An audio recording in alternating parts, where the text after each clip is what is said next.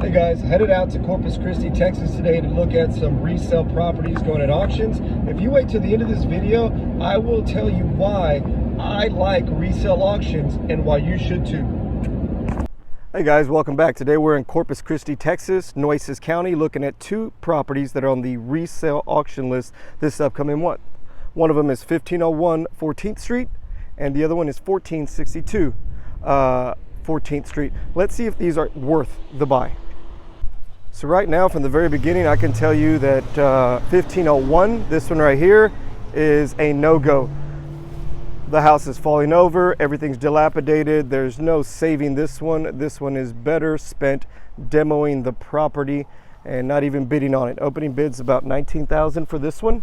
I would say you are pretty much just buying something you're gonna demo, but you are picking up a nice corner lot, and we're about 5 minutes from Cole Park here in Corpus.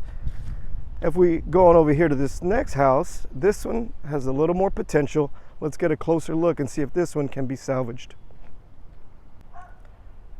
Now, when I'm out here looking at a house that is this distressed, I'm already thinking full rehab, inside and out. The main things that I want to look for now is the foundation. And I want to see if this house at least sits straight.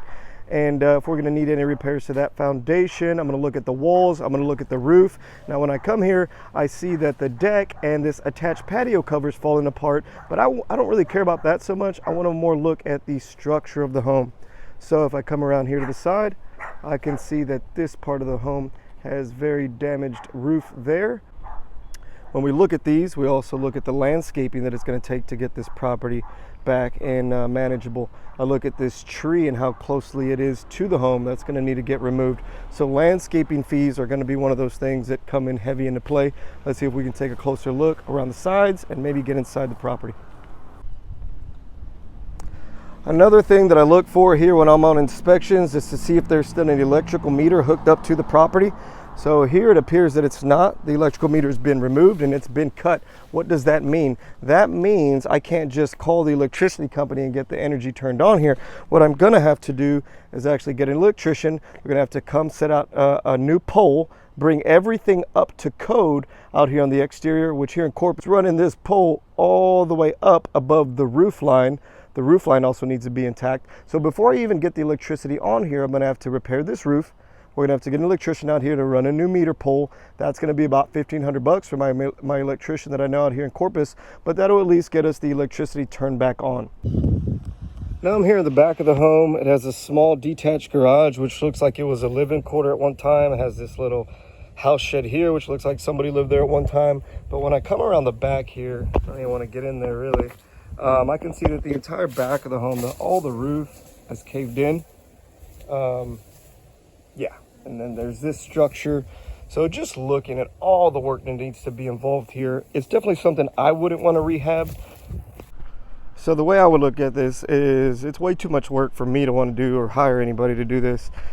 The way I would look at it is, okay, could I buy it for $19, $20, and then would it be appealing to somebody local that would want to come fix up this house and then keep it here? And no, it's not. It's not. You know, picking it up for whatever price.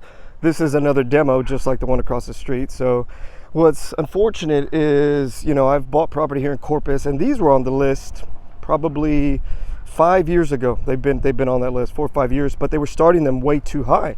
So nobody was wanting to bid what they were behind. You know, I think they were in the 50s, 60s back then as far as how much the bids were. Nobody wanted to pay that back then. So what ended up happening is the county continued to send these to resale and they would drop the price a little bit, and now they got them at $19,000 where they got the price down to them, both of them. But by this time, these houses have been sitting here, and I remember looking at these years ago and they were not in as bad a shape as they are now. Now they're just, man, it's yeah, it's too far gone now.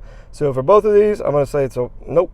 Definitely don't bid on them. Pretty much what you're picking up is just a corner lots. If you like corner lots and you want corner lots, you want to demo these houses, all right, then that's your strategy. But you know, no, I would stay away from these, and that's why I came out to look at them, to know to stay away from them. So the reason I love resale auctions is because these properties previously went to an auction a year ago, 2 years ago. However, we have to go look at that. But what happens is the day that it did not get sold is the day the redemption period starts. So if I'm able to pick up a property that has passed the redemption period from a resale auction, I can then turn around and list it immediately for sale. Second thing that I love about resale properties is that it clears out anything ever on that property. All liens, all back taxes, everything. I get it totally free and clear. The only thing I do on it is anything for that current tax year.